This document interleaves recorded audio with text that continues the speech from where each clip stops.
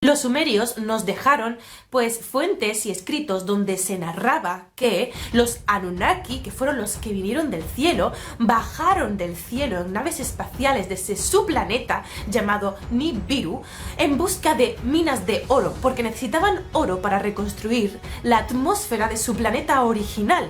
Y es así como esclavizaron a los seres humanos para que trabajaran en las minas por ellos.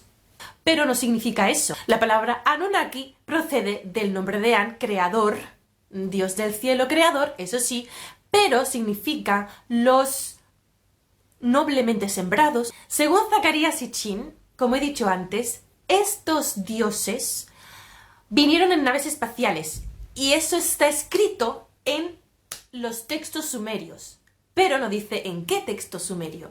Clave. Si te dice esto aparece en un texto, me tienes que decir en cuál, en qué tablilla o en dónde, qué estela, dónde aparece esto. Pero no aparece en ninguna parte, se lo inventó.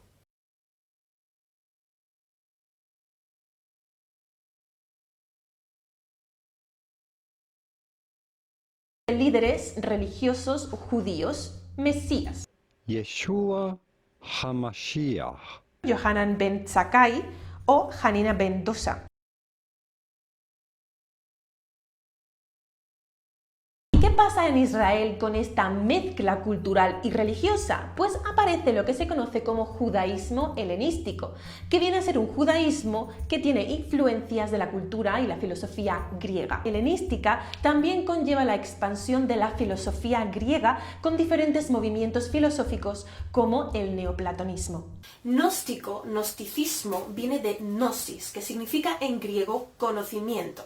El conocimiento y la importancia del conocimiento para llegar a la iluminación. El conocimiento de esa esencia divina es lo que ellos conocen como gnosis, es decir, conocimiento, y eso te llevaría a la iluminación, parte de esa esencia de Dios. Por lo tanto, para la iluminación, el ser humano tiene que conectar a través del conocimiento con esa esencia divina que subyace en él. Para los gnósticos, siguiendo esta idea de dualismo, podemos encontrar que el mundo, el universo, se compone de grandes esferas de realidad. La primera esfera de la que ellos hablan sería la nuestra, el mundo material, separado del mundo espiritual, que viene a ser las esferas concéntricas que lo rodean. En ese mundo podemos hablar de 8 realidades, 7 que son planetarias, los planetas, y la octava que vendría a ser las estrellas fijas. Dios pertenece al mundo de esas estrellas fijas. Pero ¿qué hay en esas esferas de los 7 planetas y en la nuestra también? Los gnósticos hablan de los arcontes. Arcontes significa, de archon, significa gobernador en griego.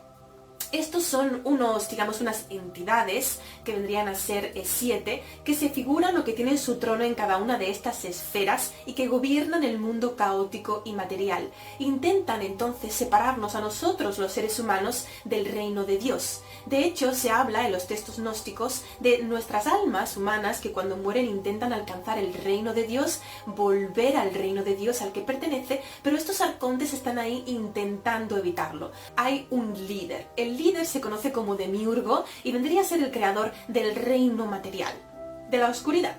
Por lo tanto, aquí es cuando llegamos a que el ser humano tiene dentro de sí la esencia divina, la esencia de Dios, que debe recordar, que debe conocer. Esto era conocido en los textos gnósticos como pneuma. Pneuma viene de la palabra aire en griego. Digamos que el aire tiene connotaciones como el espíritu, aire en, digamos, la antigüedad. Aquí entonces encontramos que las personas que conseguían encontrar este conocimiento de esa esencia divina dentro de ellos, que vendría a ser ese pneuma, se conocían como los pneumatics. Aparte de estos códices, como puede ser el del Evangelio de Tomás, el del Evangelio de María y la sabiduría de Jesucristo, podemos encontrar el libro de Geu o los libros de Geu y la Gnosis de la Luz. En el códice Askew podemos encontrar los textos de Pistis Sophia. En el ámbito filosófico, esas interpretaciones se dejan por escrito, constituyen ramas que no son bien diferenciadas entre sí, no se catalogan ni se etiquetan tan fácilmente. Incluso encontramos que el cristianismo tiene una tendencia en este momento que es a mezclarse con las creencias gnósticas. Es el cristianismo gnóstico con una serie de textos que luego más tarde se considerarían heréticos.